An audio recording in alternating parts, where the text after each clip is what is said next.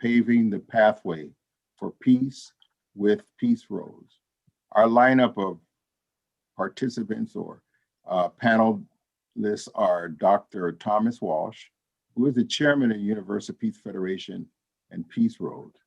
We will see a Peace Road video, and after that, we will hear from Mr. Constantine Krieloff. He is the Secretary General of UPF Eastern Europe. And then last but not least, we will have Dr.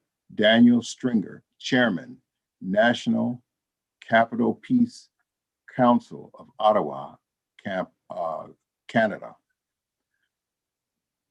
My name is, as you see, is Zachary James Oliver. I am the Vice President of UPF. I will be your moderator and session coordinator.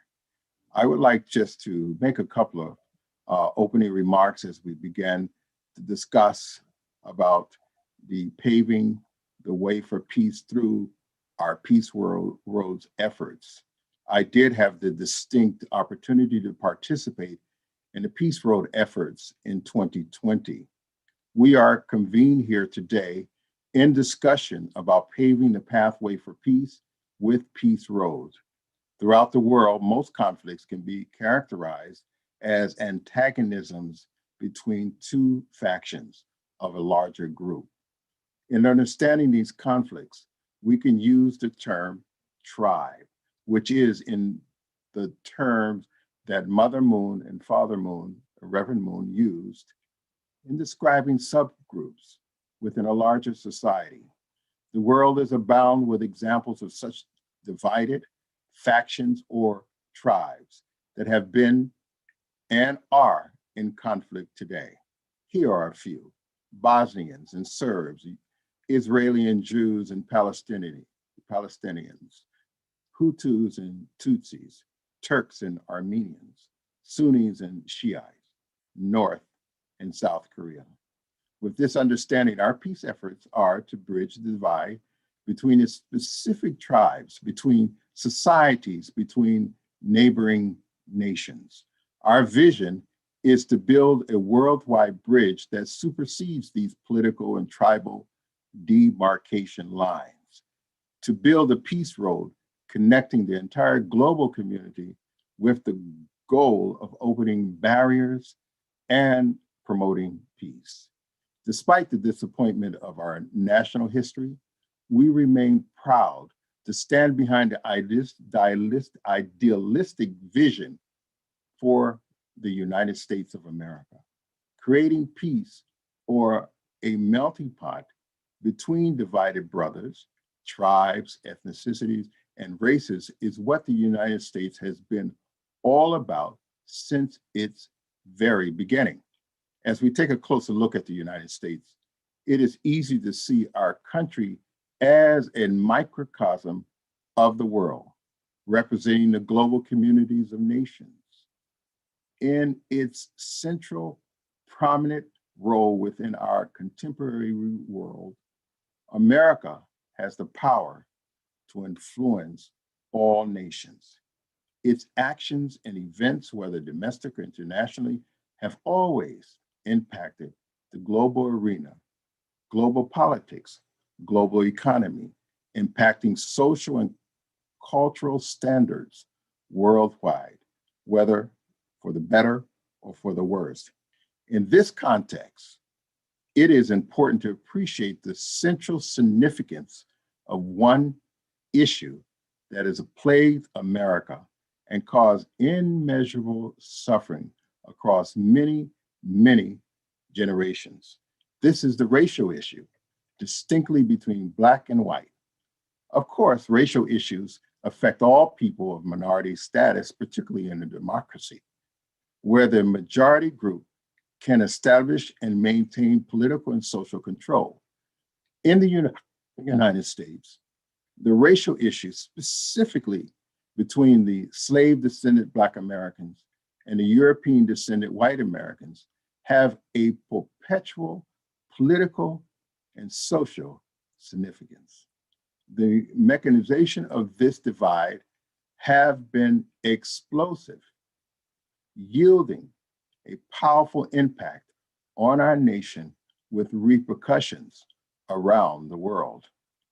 As the vice president of the Universal Peace Federation and as a senior chairman of the newly formed Black Moral Leadership, my perspective on this tribal conflict is rooted in my appreciation for the historical facts of America's founding.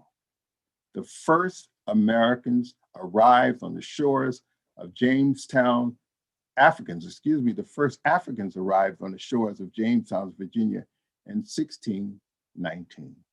Our pilgrim fathers arrived on the shores of Plymouth, Massachusetts in 1620. Therefore, both brothers arrived here from far distant lands at essentially the same time. This was most certainly not an accident. This is what I believe was the hand of God. Not to be slighted, the third tribe, the Native Americans representing the Asian race, had arrived here centuries earlier and are just as significant. I believe the European tribe and American tribe came to these shores with an ultimate agenda, with a divine purpose of playing a critical role in displaying the process of healing and reconciling on the world stage of America.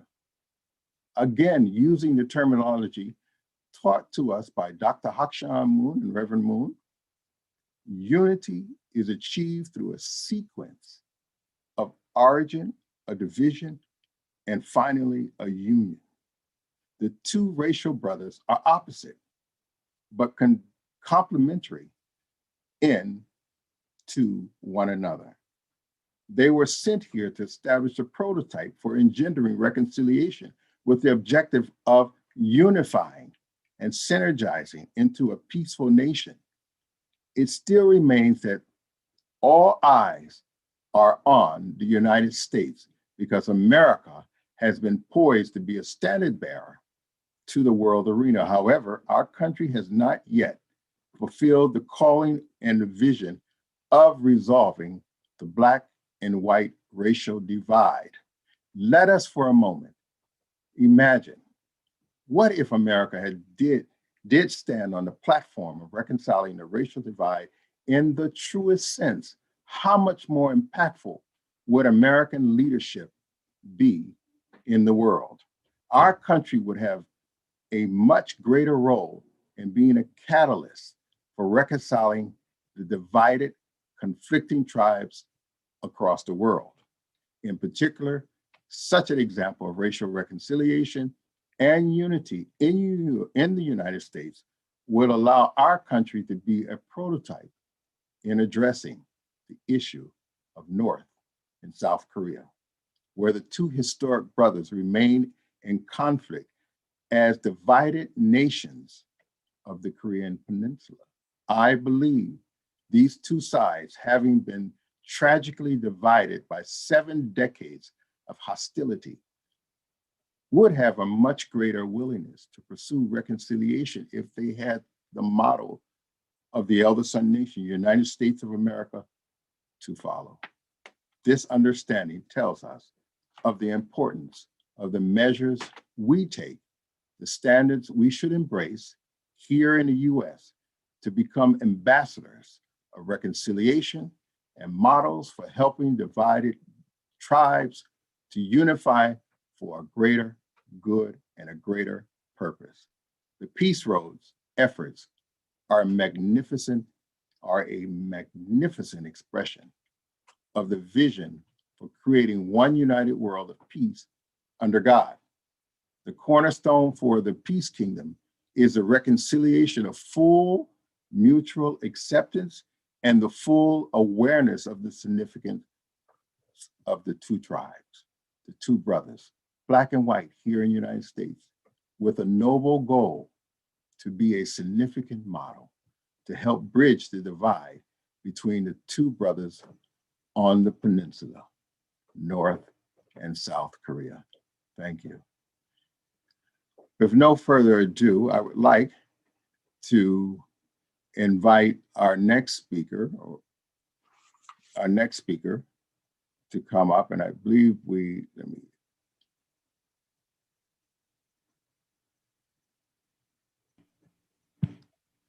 hold just one second.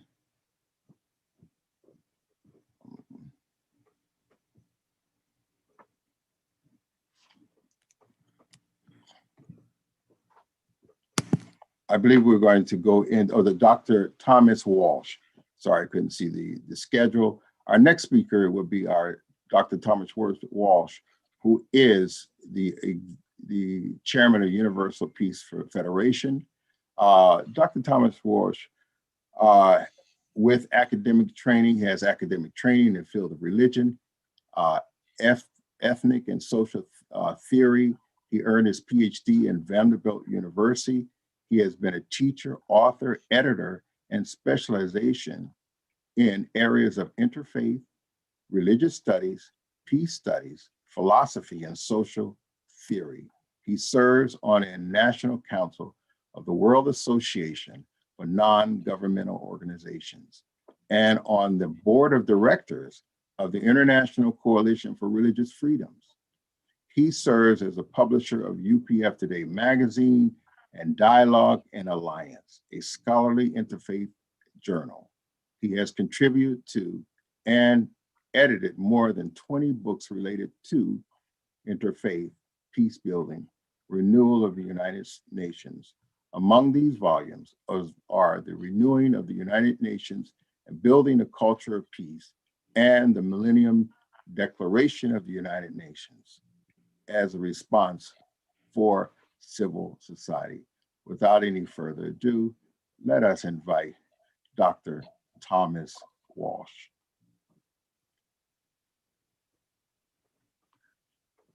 You're muted, Dr. Walsh. Thank you very much, Reverend Zachary Oliver, and thank you for your opening presentation, which was very movement and poignant. And I think points to the significance of today's deliberation. Dr. Jenkins, I thank you for the invitation, and I applaud enthusiastically your leadership, not only on the international scene, but here in North America and the United States in particular. Thank you. I see my good friend, Dr. Daniel Stringer from our friends to the north, and always a pleasure to see you. I haven't been up your way in a while, and I hope it won't be so long, and delighted to see Mr. Constantine Krieloff, I think in Moscow. Interestingly, I didn't know you were on the program, but we were on the phone about 2 or 3 hours ago on another matter. So I want to take just a few minutes and share a few ideas about this, the general idea of the International Peace Highway. May I share my screen? Is that something I could do? Because I have some slides I could show. Yes, Dr. Walsh, you can do it. Okay, thank you, EJ.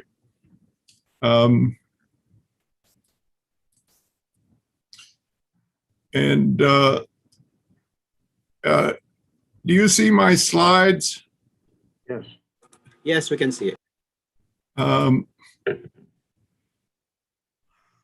Now, so the Dr. Sun Myung Moon announced in 1981 in Korea a call for an international highway system linking the world, including across the Bering Strait and other bridge or tunnel projects such as linking Korea and Japan. And since that time in 1981, he and Dr. Hak Jahan have advocated for and promoted this, and it has been at the core of UPF's mission throughout its history to see a kind of great network of roads, highways, and bridges and tunnels that link us together as one human family. Just point to a couple of quotes. This from UPF's inauguration, where this was highlighted in every speech as Reverend Sun Myung Moon and Dr. Hak Ja Han Moon, they traveled to 120 nations in a period of about 120 days, give or take a few. I mean, it was an arduous schedule by any standards, and delivered the speech in different countries around the world that always pointed to this ideal of the International Peace Highway, including a Bering Strait tunnel, talking about being able to travel from Africa's Cape of Good Hope to Santiago, Chile, from London, New York to New York, connecting the world as a single community. So, and it's not just the end result, but even in the process of carrying out this project, it becomes an instrument for bringing the world together, tearing down man-made walls, as was pointed out earlier, walls of race, culture, religion, nationality, country, so that there can be a world of peace, which has been God's cherished hope. We have representation from Russia as well as the United States here, and would bring the world together is the ideal. Here's another passage from Reverend Moon's autobiography referring to the ancient Silk Road as more than simply a trade route where we buy and sell spices, but it was a people for East and West to meet together. And indeed, it was a platform, so to speak, just as we have social media platforms. These were platforms for the exchange and spread of religious ideas. So even traders who came from Europe and went to China would learn about Buddhism and Hinduism or Islam. And also Christians, tradespeople and commercial people would share about Christian ideas. So this led to a kind of interfaith exchange as well as commercial exchange. So it's fascinating how these instruments of technology and infrastructure serve many other purposes, just like our smartphones do. And here we quote the scripture, it's time to turn our swords into plowshares. And that can be represented by this International Peace Highway. Even Dr. Hak Ja. Can you hear me okay? I don't think we see your slides now. Can you stop sharing and then reshare? Okay. What happened? Yeah, can you please reshare your screen? All right. Okay. How about now? Yeah, okay, so we're from the beginning. We see Peace Road with International Highway. Okay, do you see this slide, a new slide? Or it's staying where it is? No, it's staying where it is. Well, I guess I have to abandon this this effort to slide share. Let me try if I can control it from my end. If you can give me permission.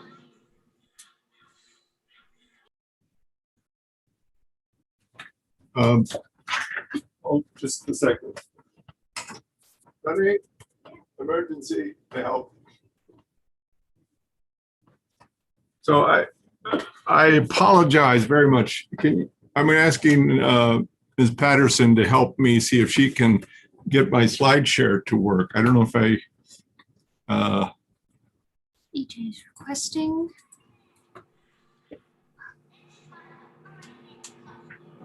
I'm gonna start with stop share and then share again.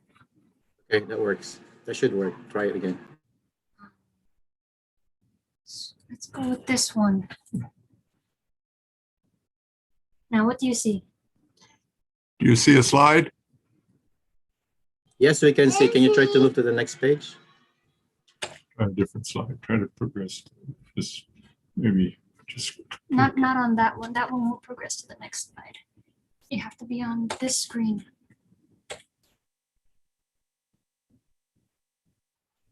Does that make sense? and do you see a new slide? Yes, that's great. Okay. Thank you. Okay, sorry. 1,000 apologies. So, I've already gone through, but when UPF was inaugurated in 2005, it was central to the message that went around the world. And I think I was on this slide. And please interrupt me if somehow the slides aren't progressing. But Dr. Haq Jahan, in a recently published memoir, Mother of Peace, also is talking about not just an external infrastructure project, but interethnic exchange of culture goods, drawing us together to live in harmony as neighbors. So we see this not just as an economic or technological project, but something indeed that brings the world together. Now, this is something from Wikipedia that just shows the ancient Silk Road that was operational even before the time of Jesus. So, I kind of marvel at that. I kind of assume, well, people really didn't travel maybe more than 100 or 200 miles or so back in those days, but actually people were adventurous, and for whatever reason, and traders as well would move in across large swaths of territory and thousands of miles during this Silk Road era. This is a slide, of Marco Polo's kind of caravan from Venice, and this shows the route he took about 800 years ago and the places that he visited and the kind of exchange that took place.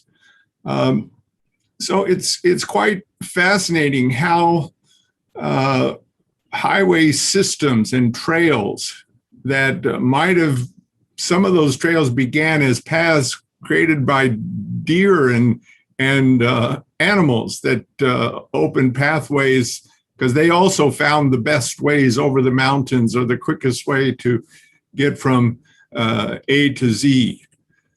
This is of the Pan American Highway as it's envisioned. And you see that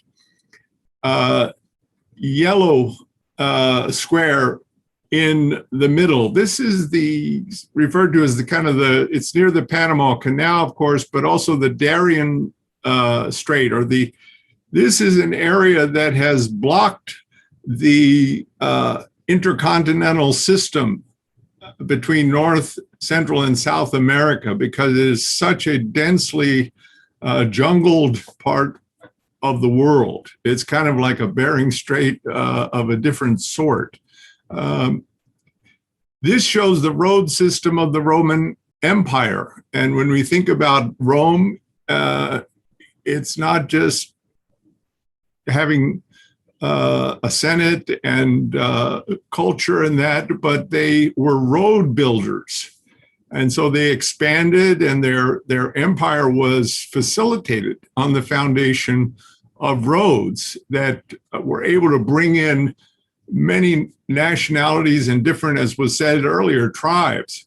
This is a sketch of a Pan-African highway or Trans-African highway system. The African Union is committed to this goal.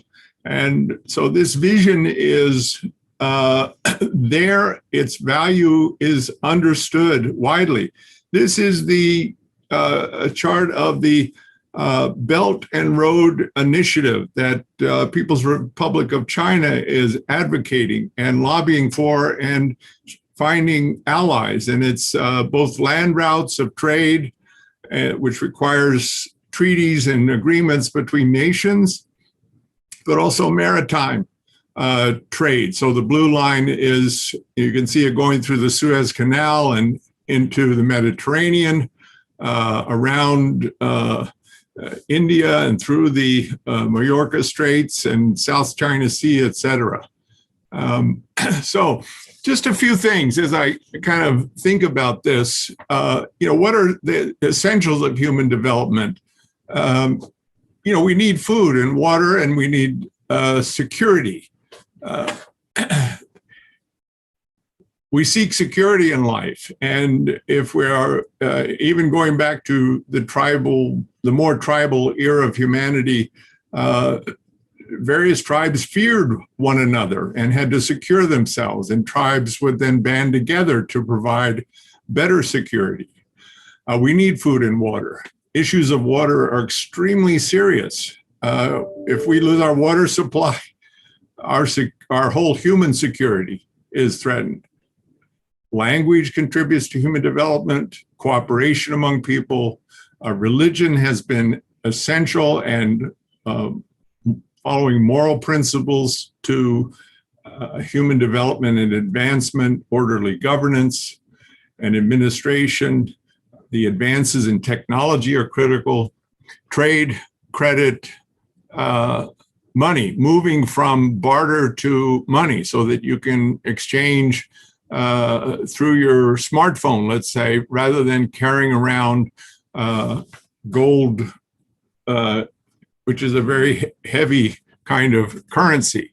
But also mobility contributes to human development. And to some extent, we're talking about mobility, mobility on land, sea, and air in this case.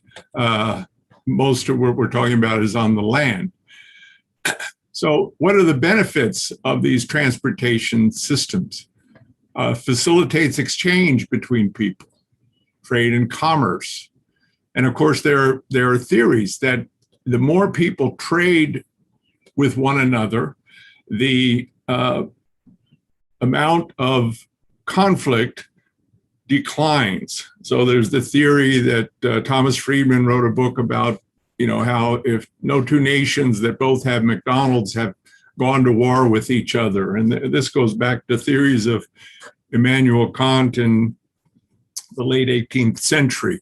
But transportations facilitate trade and commerce, and as was said earlier, exchange of ideas, values, religions, and exchange of technology. People imitate one another.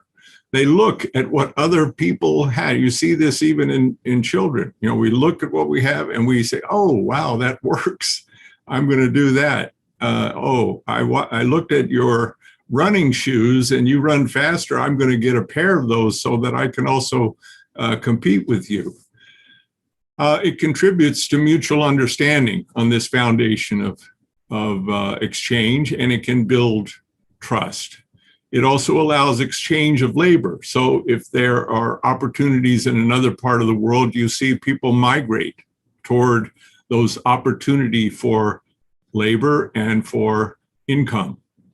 And it increases interdependence, and on that foundation, mutual prosperity. So there are a wide range of benefits to these transportation systems. What are some of the obstacles? Well, lack of technology. There's only certain things you can do on the foundation of technology. Very difficult to build a major tunnel underground or through a mountain without significant technology. Or road building know-how is extremely important. Lack of resources can be an obstacle. At the same time, dysfunctional governance and corruption, a shortage of trust and cooperation. And a big obstacle are threats to security. So if two nations don't trust each other and are, even if they're not at war currently, they don't want to open up their borders to each other. So a major obstacle is distrust or being in a state of war or conflict or hostility between nations.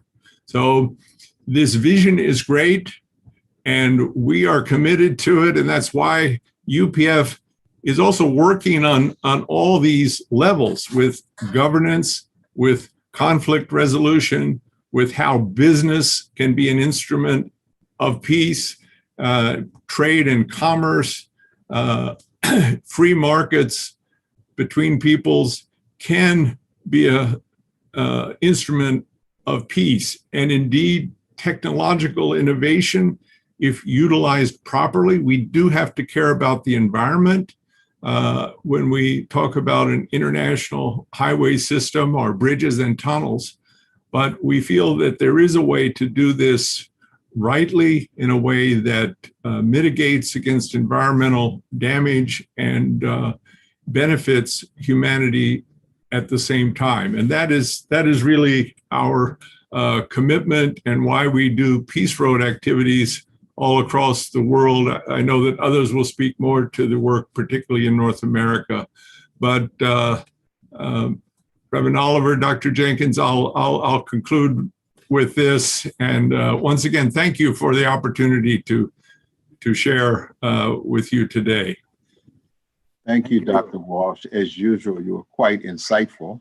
And I like how you connected, even from ancient times, there was a peace road going on, and that played a significant role in crossing demarcation lines and also bridging peace and trade and all those things that each one has ability to enhance one another.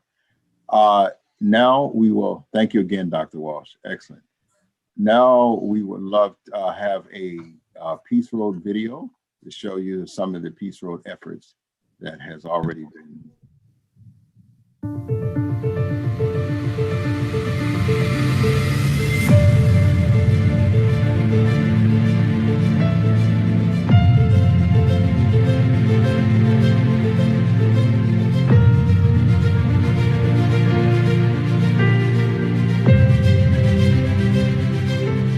2020 was a year of trial and tribulation for the United States. Not only were we facing the devastating effects of a global pandemic, but our nation was also shaken by the unjust death of George Floyd, which led to an outcry for change. We are actually the hope.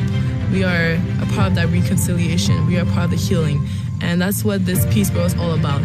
I decided to go on Peace Road this year because I truly believe in its mission, reconciliation of all people. Centered on the immense vision of True Parents to connect all people into one united world, Peace Road 2020 sought to shine a light on God's original vision for an interconnected world with no barriers. It's amazing what one couple even can impact many.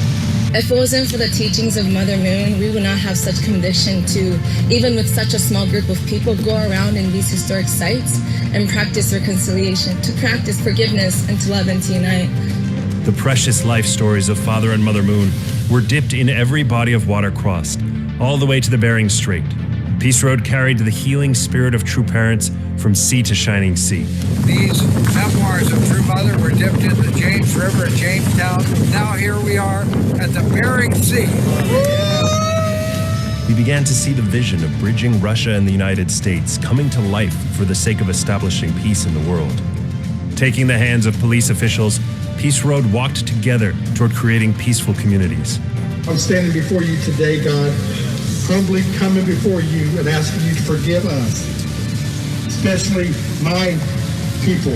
Forgive us of our terrible ways. Responding to the call of True Parents for religious leaders to lead the way, clergy from all over the nation played a pivotal role in bringing the message of reconciliation across the land. We will solve these issues. We will create peace and harmony, and we will love one another as we should. Peace starts with me. This is a place, they call it Sin City. But those of us who are spiritual, we understand the principle. But where sin abounds, grace does much more abound.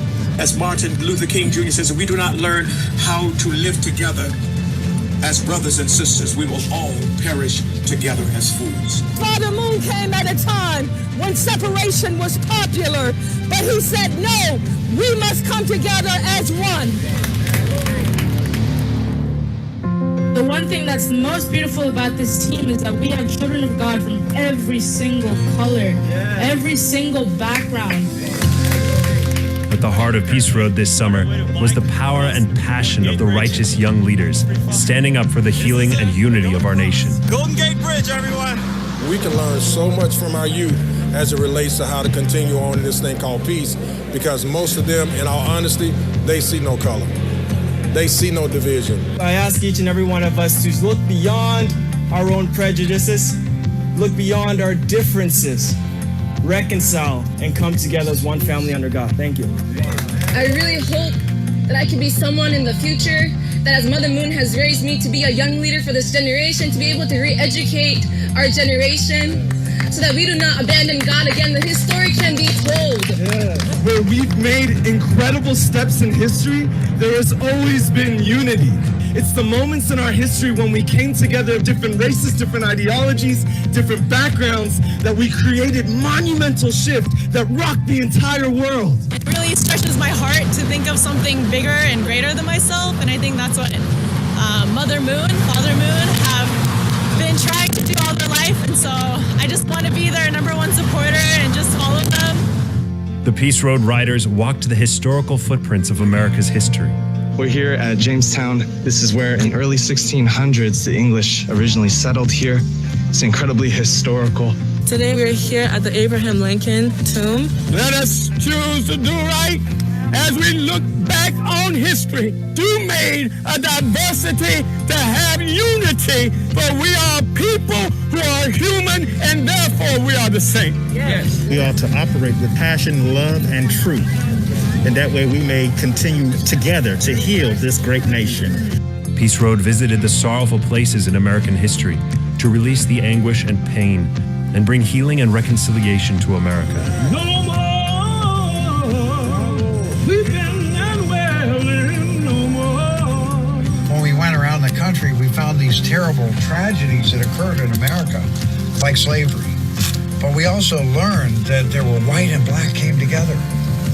And wherever they came together, miracles occurred. We are here in Memphis, Tennessee, at the National Civil Rights Museum. The Lorraine Motel is the site of Dr. King's assassination. This is where Dr. King and his wife are buried. They moved him from his original grave site here so that him and his wife could be buried together. We had a couple prayers yesterday. Whoever is praying, their heart is just so in tune with what is going on in that area.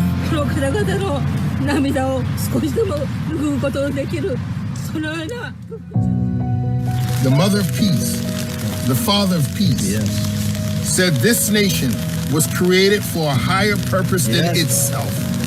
And that is, this nation should be the example setter. That black and white and all the different races and cultures can come together, not in superficial harmony, but in true harmony and true peace. Peace Road joined hands with the descendants and inheritors of those who walked the path stained with injustice. Together we offered our repentance and determination to begin anew and reconcile the human family. God's logic is turn the other cheek and give love and give teaching, give education. So what did Dr. King say? We're going to march with love and truth, and we're going to be nonviolent. What you see here in back of me is stretched out hands, and we're symbolizing that same road of peace today. The efforts of reconciliation of America were the foundation to offer for the sake of a heavenly unified Korea. Peace Road visited Korean memorials around the nation and offered prayers for North and South Korea. We do this for the sake of Korea, for the sake of the North and South Korea's unity. As a Japanese person, I must deeply repent to Korea for what we've done. We are in the Korean War Veterans Memorial for America's contribution to the war, as well as the fact that Arkansas gave many of its sons and daughters to that war.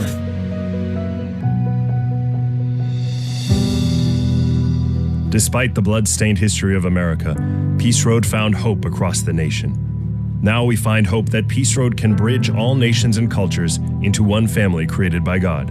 The Spirit of God is with us, and He's able to connect us and put us all on one accord with the message of peace. We appreciate our beloved mother for setting the tone for peace the message of peace, the demonstration of peace, and just embodying the importance of the word itself.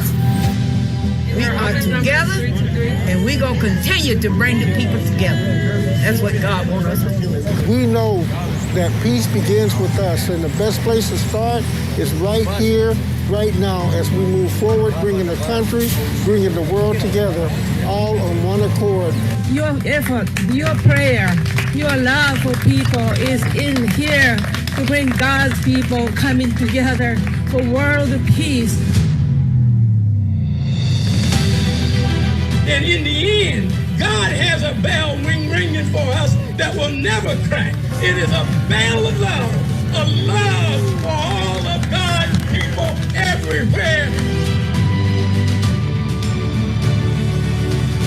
Peace Road brought hope amidst a dark time in our nation. Hope that God is alive and true parents are here to finally bring all people into one unified family under God, our Heavenly Parent.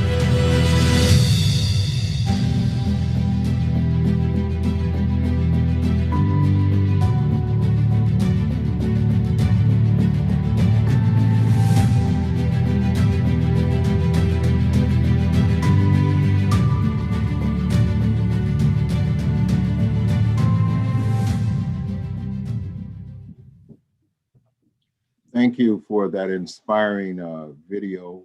I had the distinct opportunity to be there. It was incredible.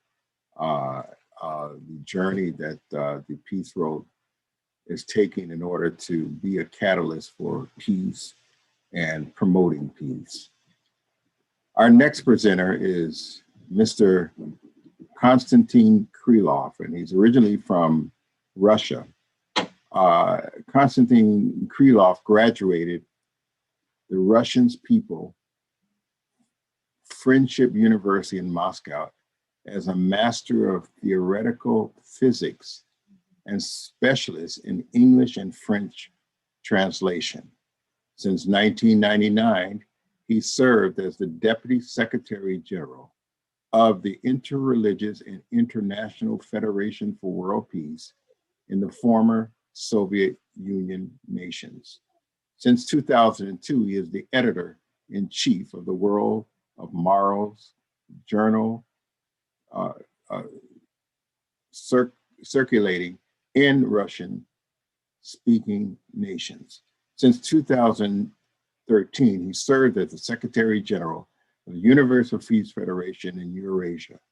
In this period, he coordinated Peace Road activities in the former Soviet Union, Barents Strait Tunnel Russian Segment Project, South Caucasus Peace Initiative, the Baltic Dialogue Project of UPF, Peace Conference in Eastern Europe.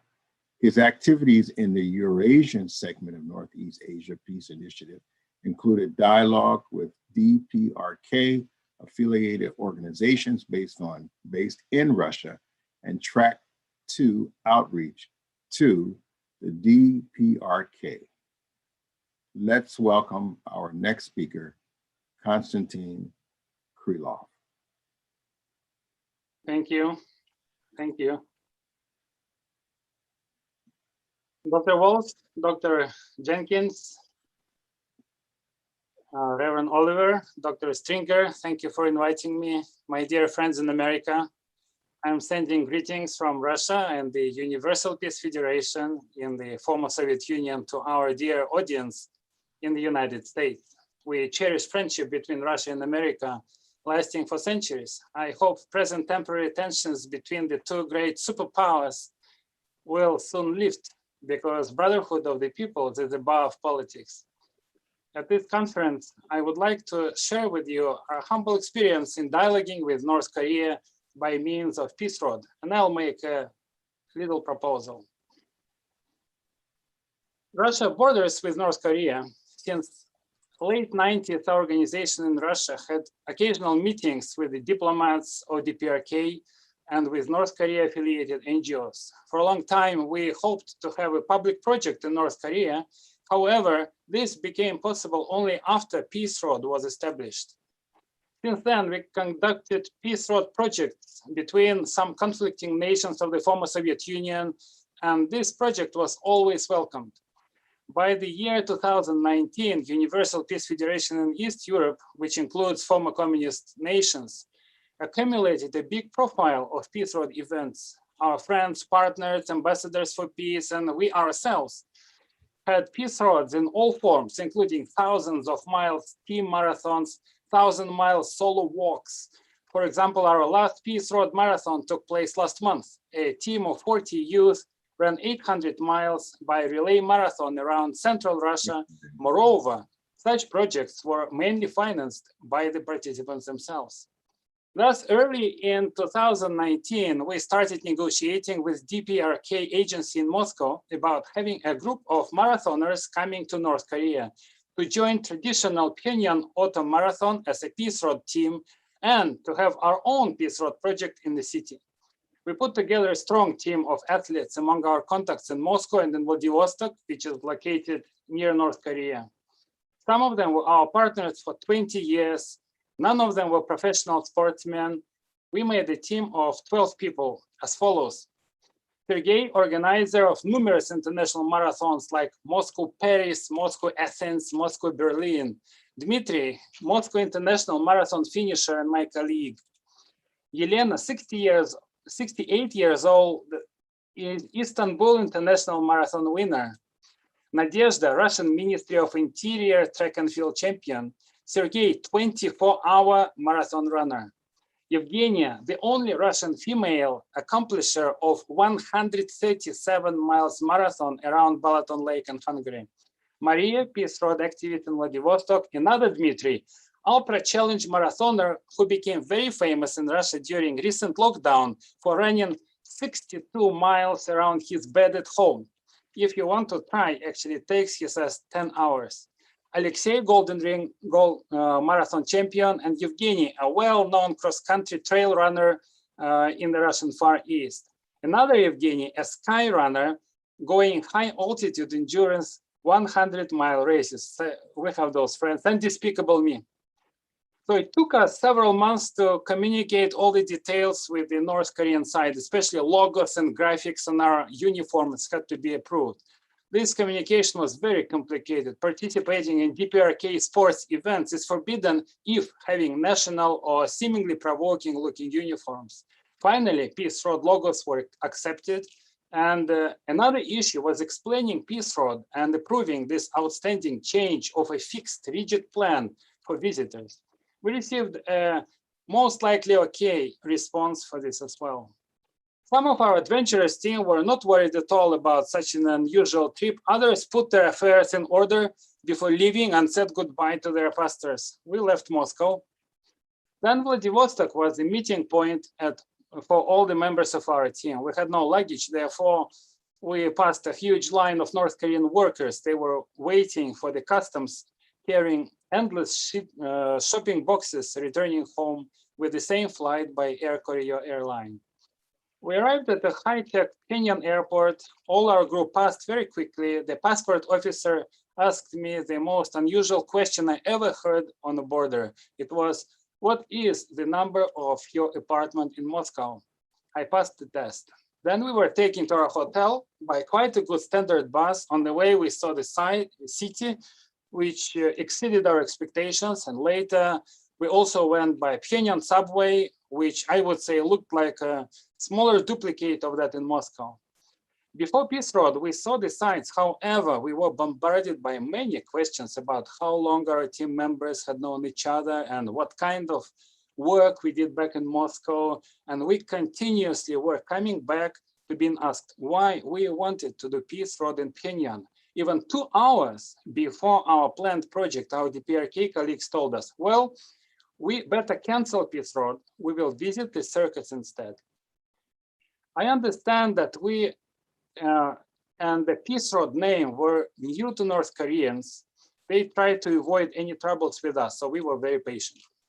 We were treated very hospitably. We could wave our flag. We wore our uniforms. We took photos and videos anywhere we wanted. And of course, we were not allowed to go outside alone, but we did not seek that level of freedom. And on September 28th, 2019, Peace Road took place. The North Korean side provided the bicycles, and it was not just a picture with the bike. We went a considerable distance through Pyongyang. We rode bicycles on motorways, we rode on pedestrian streets, and on the way, some local people were occasionally joining us, and it was intense. Our partners really understood that we looked for a challenge, and they graciously gave it to us. Even though mobile internet did not work, but GPS did, so we could actually trace our distance on our cell phones. At times we stopped to take photos, and we completed the bicycle part of Peace Road. Our partners in Pyongyang said that Peace Road project on a bicycle is a great idea for the future international visitors. So we presented them with a Peace Road t-shirt and received their business cards for future communication. So unlike a tourist guide on DPRK would say, we found free Wi-Fi, and we could communicate with our families. Every day we were sending news, photos, and videos to our colleagues in Russia by internet. So we made posts on Instagram with the most intriguing geolocation as Pyongyang. By this photo, we also learned that Mrs. Moon, the co-founder of the Universal Peace Federation, was watching our developments. So next morning was to become a harder challenge. Our members of Peace Road team participated to Pyongyang Autumn Marathon as one team. So I think it was one of the last large international gatherings in the DPRK before the lockdown. We were very lucky to make it, and the DPRK Sports Committee leaders welcomed the gathering, and a Russian Federal News reporter happened to be there. He took interviews with our team. We were very nervous. Some of us planned to go a complete marathon distance. So the organization was very good. Marathon started in increments, therefore there was no huge crowd running together. We were given electronic chips to watch the distance we passed. I ran and took pictures on the way. So Pyongyang locals were watching me and shouted, "Pali, Pali." If you do not know, it means go faster, which could be a good idea. In the beginning, the avenue was full of runners. However, most of them ran just a few miles and finished. Soon the streets got empty, and only Peace Road members and a handful of others continued running for another hour. There were quite some audience watching us. After running closer to 4 hours, Dmitry slowed down. His knee was in pain, and this was culminating our trip, because one of our guides, who had been interrogating us and pushing us to cancel the project, came to him and walked with him, supporting. I took this picture of a new brotherhood establishing, and the parent of these brothers is Peace Road. Our oldest lady, approaching 70, became the women's champion in half marathon distance, which is 13 miles. Some other Peace Roaders received silver prizes. Elena was very happy. She was congratulated on the stage, and all of us were very relieved we did this. We signed our flag, and we keep it in Moscow office.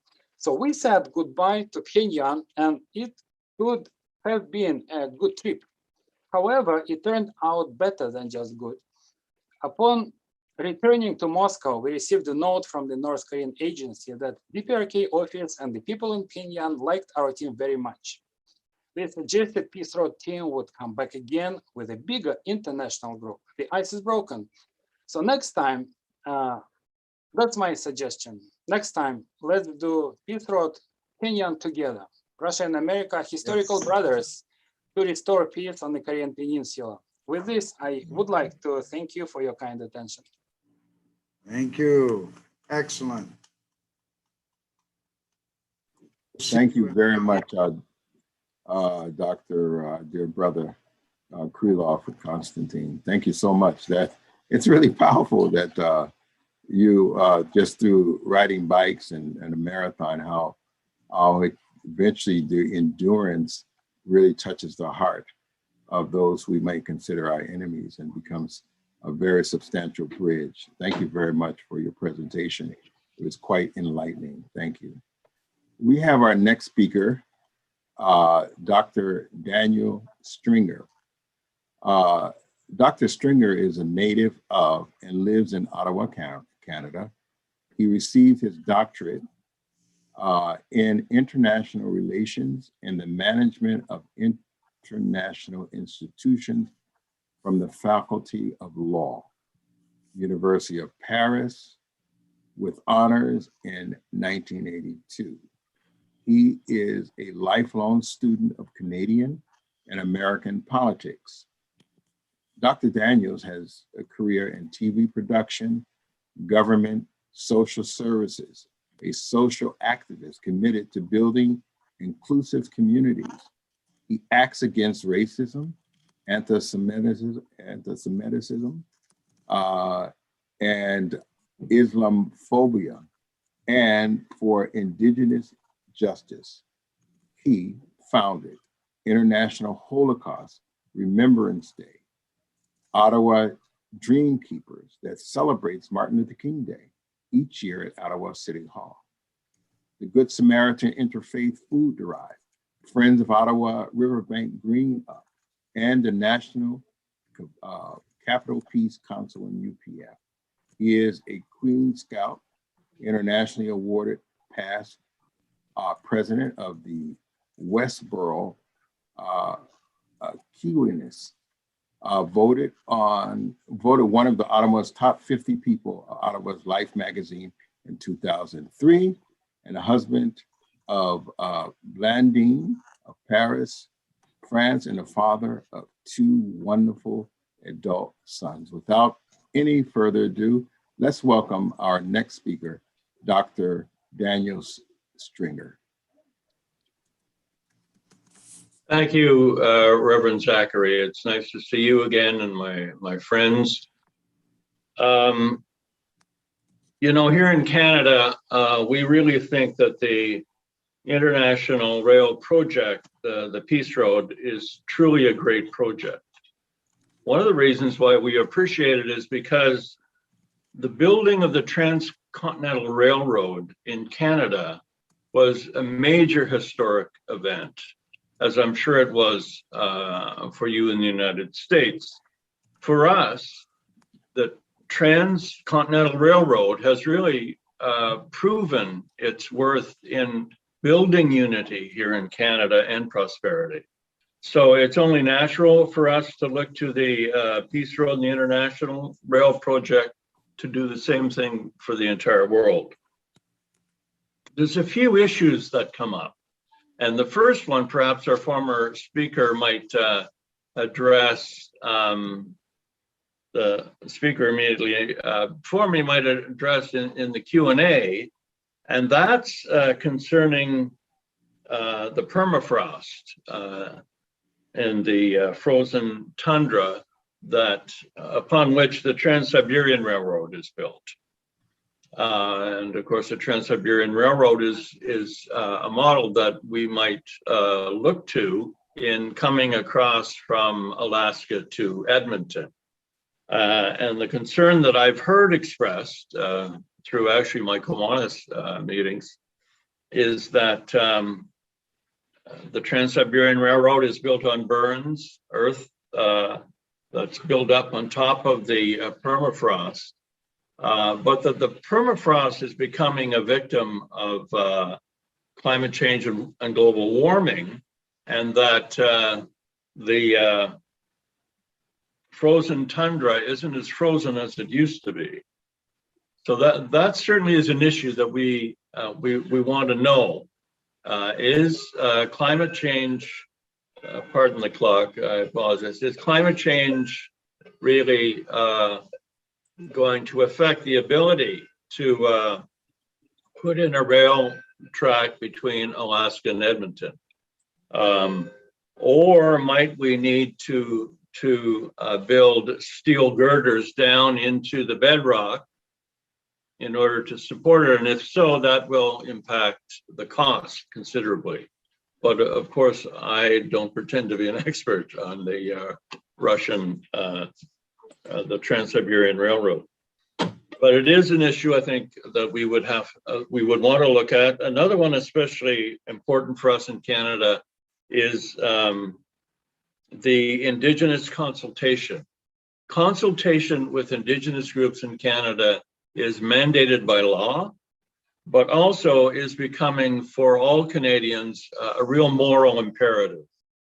Because of the terrible way we've treated Indigenous people in the past. it's become the national shame. But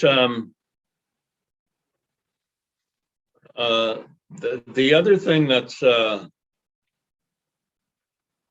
way to overcome that would be through partnerships with Indigenous groups. And I was happy to see that the Straight Guys trailer that I watched just today showed that those people who are interested in, you know, the simple railroad across the Bering Strait are very sensitive to Indigenous issues, and I think we would want to be as well, certainly operating in Canada.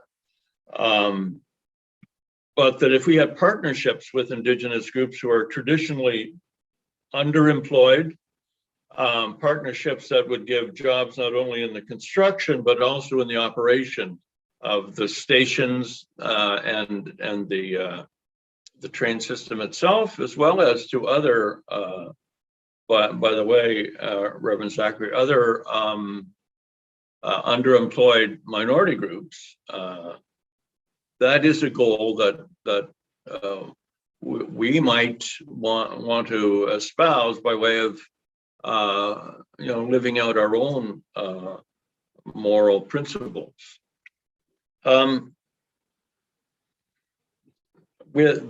Another issue, of course, will be the environment. Indigenous people are strong proponents of the environment, and often relations with Indigenous people is a matter of really respecting the environment. And one thing that might be necessary, I can't imagine it would not be necessary to consider, would be underpasses and or overpasses, so that the migrating herds of caribou, for instance, and other four-legged creatures, not to mention two-legged creatures, would use in order to get past this impediment that would be created by the railroad. And of course, as always, there's a need for environmental assessment. But my perspective as a Canadian is fundamentally to do with the route that the railroad, that the Peace Road would take. I appreciated Dr. Walsh's presentation very much, and I'm happy to see we're considering the full vision of Reverend Moon as been laid out decades ago. So not only a rail link, as I've said, but also a road for private vehicles to drive. But we would have some concerns about two countries, both China and Russia. And, you know, speaking very bluntly and with the political background that I have. The Silk Road, as the People's Republic of China currently envisage it, that Dr. Walsh referred to, is of concern to some governments in the West. And it brings up the question in my mind is, will there be a need to have norms and regulations for the use of the Peace Road? In fact, from my perspective, it seems almost inevitable that we would have to. And with Russia itself, and I'd be very happy to hear a response from our participant in Moscow, but the Canadian people are very divided on the value of pipelines. But it seems to me that it may be the wish of the Russian government to incorporate an oil or gas pipeline with the Peace Road. And I would personally hope that we stick to the original vision of Reverend Moon that does not include a pipeline, because my expectation is that in Canada, it would end up being a very significant block to its it's being accepted and welcomed in Canada if a pipeline were part of the infrastructure. But the North American route is the one that Canada is most interested in. It's interested in the route, and this I would predict would be the most important, apart from the cost, but even the cost may not be as important as what route does this Peace Road take. First thing I'd like to say is that you want to consider what is Canada. You could think of Canada as a nation, which it is. You could think of Canada as 10 provinces and 3 territories, which it is. But I would encourage people who are really working on this project to think of Canada as 338 electoral districts, what you would call in the United States congressional districts. That is to say, there are 338 members of parliament. And although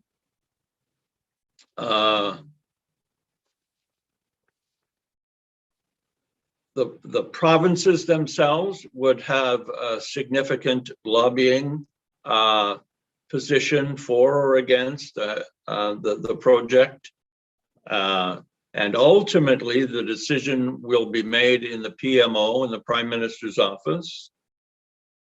Really, the most sensitive and probably the best pressure points for those who want to advance the project are the specific members of parliament whose jurisdictions would be impacted. And what I'm getting to really is a little bit of a long-winded way of saying, I think the Peace Road should go by major urban centers, and it should attempt to service major urban centers.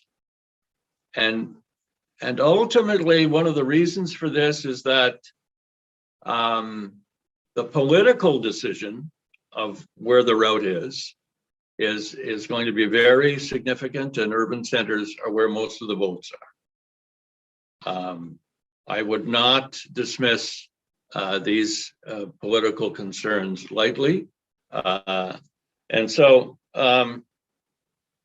the other thing that we have to keep in mind is that the American political system and the Canadian political system, which may have very similar results, actually are very different in their processes.